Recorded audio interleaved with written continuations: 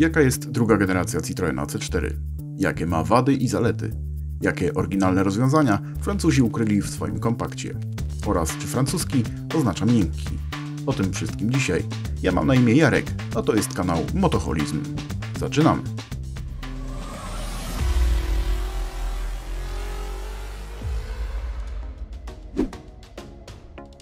Witajcie w miejscu dla uzależnionych od motoryzacji, w którym interesujemy się wszystkim, co ma silnik i daje frajdę z prowadzenia. Niezależnie od tego, ile ma kół, lat, jak szybko jeździ, czy ile jest warte. Dzięki uprzejmości Martyny, która udostępniła nam swoje auto, możemy przyjrzeć się francuskiej motoryzacji w postaci Citroena C4 2. No to od początku. Citroen C4 pojawił się na rynku w 2004 roku jako następca Xary, produkowanej przez poprzednie 7 lat. Występował w odmianach 5- i 3-drzwiowej oraz jako sedan. Pierwsza była typowym kompaktowym hatchbackiem z mocno zaokrąglonym eliptycznym nadwoziem. O kolejnych wersjach opowiem za chwilę. W porównaniu do dosyć zachowawczej poprzedniczki, C4 zaszokował kilkoma rozwiązaniami stylistycznymi. Był zdecydowanie bardziej futurystyczny w formie, zwłaszcza w środku. Przywiązanych do tradycyjnych rozwiązań kierowców mógł zadziwiać centralnie umieszczony licznik, deska z wieloma małymi wyświetlaczami, ale przede wszystkim kierownica z nieruchomym środkiem. Wersja 3-drzwiowa to temat na osobny film. Powstała jako baza dla rajdowego samochodu klasy WRC. Citroen, zachęcony sukcesami Xary Kit Car, która zwłaszcza na asfaltowych odcinkach radziła sobie świetnie, w końcówce jej produkcji wprowadził ten model do topowej klasy w rajdowych mistrzostwach świata. C4 był z kolei już od początku pełnoprawnym autem WRC, nastawionym na rywalizację o najwyższe miejsca. Za jego kierownicą Sebastian Loeb osiągał seryjne sukcesy, aż 9 razy pod rząd zdobywając tytuł rajdowego mistrza świata. Wersja sedan tego Citroena została zaprojektowana na rynek chiński, a także na wybrane rynki europejskie i południowoamerykańskie. Jako model C4 Pallas można go było kupić w Argentynie, Brazylii, ale też na przykład na Węgrzech. W roku 2010 Francuzi zaprezentowali drugą odmianę C4. Wycofano się z części kontrowersyjnych rozwiązań i auto prezentowało się już dużo bardziej konserwatywnie, co z pewnością pomogło dotrzeć do szerszego grona klientów. 2 lata po premierze odnowionego hatchbacka pojawił się także odświeżony sedan o nazwie C4L. W roku 2020 Citroen zaprezentował następcę C4, który wpasował się w obecnie panującą modę na crossovery i zerwał z wizerunkiem klasycznego nadwozia miejskiego kompaktu. Do gamy modeli trafiła również wersja elektryczna o nazwie EC4.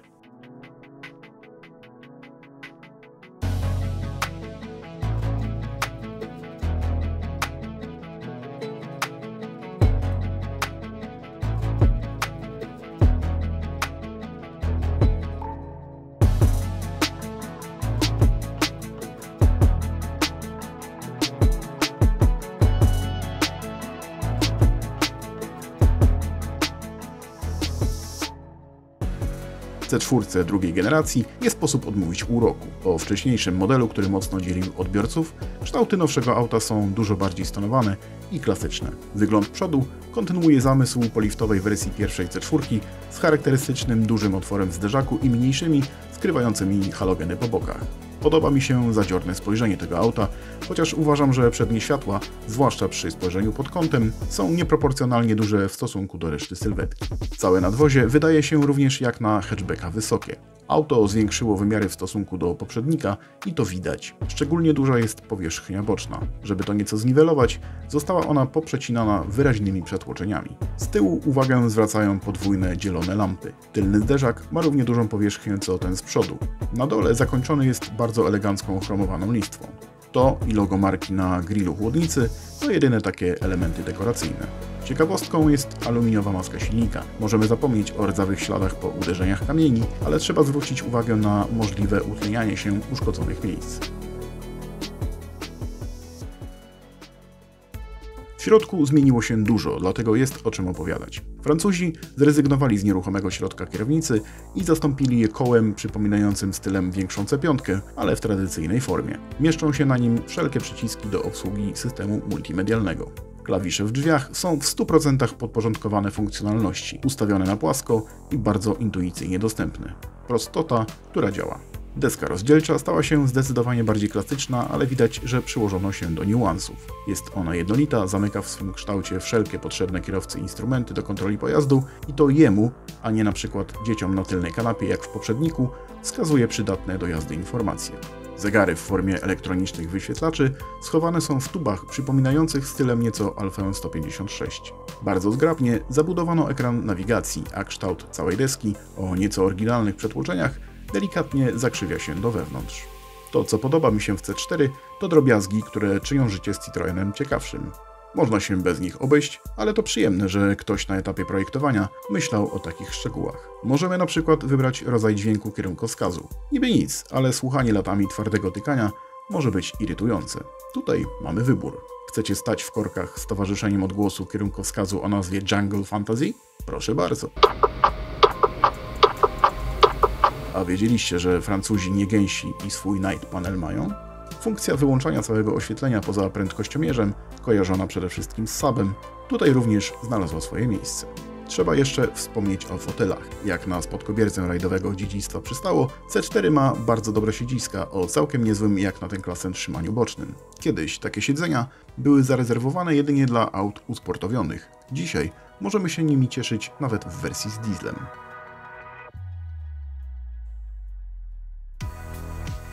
A skoro już wspomniałem o dieslu, to teraz przechodzimy do bardzo mocnego punktu tego auta, czyli silnika. Debiutujący w 2002 roku motor 1.6 HDI, zbudowany w kooperacji koncernów PSA i Forda, trafił do kilkudziesięciu modeli aż 7 marek samochodów. W tym wypadku mamy do czynienia z najbardziej pewnym i najmniej narażonym na awarię wariantem 92-konnym. Posiada on 8-zaworową głowicę i turbinę, która jest pozbawiona łopatek o zmiennej geometrii. Brak tu też koła dwumasowego, co znacznie obniża koszty serwisu. Właścicielka tego Citroena ma jednak do dyspozycji więcej niż zaoferował producent, bo za pomocą chipa silnik został tutaj wzmocniony do 110 koni. Jego spalanie jest wychwalane przez użytkowników. W mieście potrzebuje, niezależnie od warunków jazdy, maksymalnie 6-7 litrów na każde 100 km. O rekordach uzyskiwanych w trasie można poczytać w internecie. Najniższe spalanie uzyskane tym egzemplarzem to 3,8 na setkę. Jazda mieszana da nam średni wynik nawet poniżej 6 litrów. Ekonomika spada jedynie przy wysokich prędkościach autostradowych. Skrzynia biegów jest wystarczająco dobra. Z racji tego, że jest to auto raczej miejskie, podmiejskie, Citroen nie zdecydował się na szóste przełożenie, którego może trochę brakować przy wyższych prędkościach. Na pocieszenie mamy piątkę o bardzo długim przełożeniu. Poza tym nie można mieć zastrzeżeń.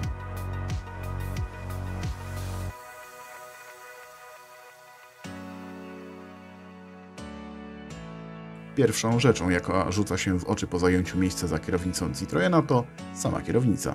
Jest jak na takie auto naprawdę duża. Chwytając nią miałem wrażenie wzięcia do ręki talerza z familijną pizzą. Na pewno wymaga to przyzwyczajenia, chociaż sam wieniec jest przyjemny w dotyku, no i całość obraca się po staremu, czyli razem ze środkiem. Auto jest dynamiczne i elastyczne. Dodatkowy program komputera zachęcający je do sprawniejszego przyspieszania na pewno się tu przydaje. W warunkach codziennej jazdy z pewnością nikomu nie zabraknie ani mocy, ani momentu. Poza tym nie trzeba często sięgać do lewarka zmiany biegów, bo ten silnik trudno zdławić. Siedzenia są bardzo wygodne, nie jest to jednak rozleniwiające głębokie wpadanie w pluszową miękkość jak w starszych Francuzach. I dobrze, to w końcu auto, a nie fotel przed telewizorem. Zawieszenie jest podobne, to znaczy dosyć miękkie, ale nie pływające. Na pewno ciasne łuki czy gwałtowne ominięcia nie są mocną stroną tego samochodu, ale też nie ma tragedii. Natomiast wygoda na co dzień jest nieoceniona. A propos wspomnianego wcześniej rajdowego dziedzictwa.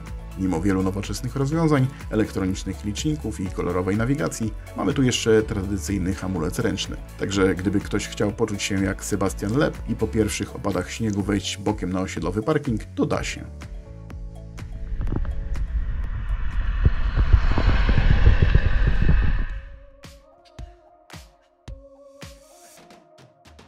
Jeśli chodzi o ten silnik, nie ma z nim większych problemów. Po zakupie z pewnością trzeba wymienić pasek rozrządu.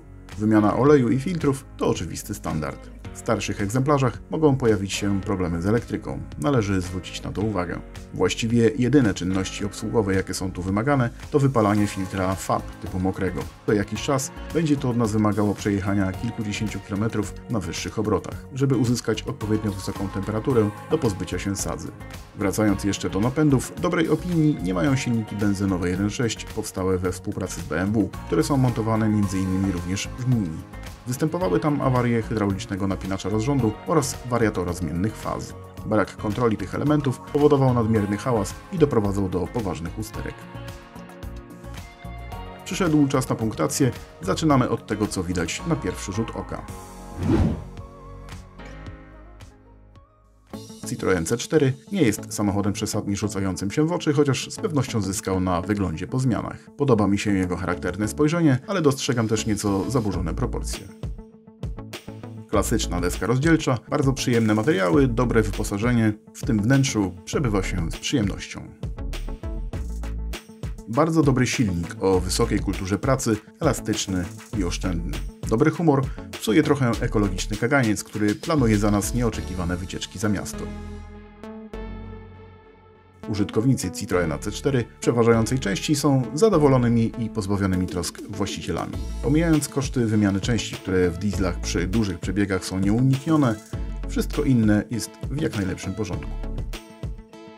Jeśli przyzwyczaisz się do dużej kierownicy, to jazda Citroenem może być przyjemna. Komfortowe zawieszenie, dobry poziom wyciszenia, odpowiednie osiągi silnika, to można polubić. Pamiętajmy, że jest to popularne auto do jazdy na co dzień. Pod tym względem sprawdza się bardzo dobrze.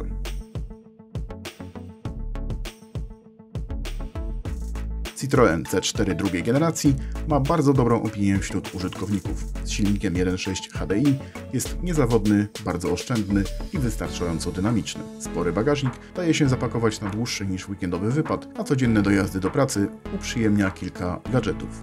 Okrojono oryginalne rozwiązania, stawiając na te bardziej sprawdzone i lubiane. I to z pewnością się opłaciło. I to już wszystko na dziś. Jeśli macie ochotę na więcej, to zachęcam do użycia tego przycisku pod spodem. Wtedy na pewno nie przegapicie nowych odcinków. A już teraz zapraszam do kolejnych filmów, do których poprowadzą Was miniatury, które pojawiły się właśnie na ekranie. To o czym teraz?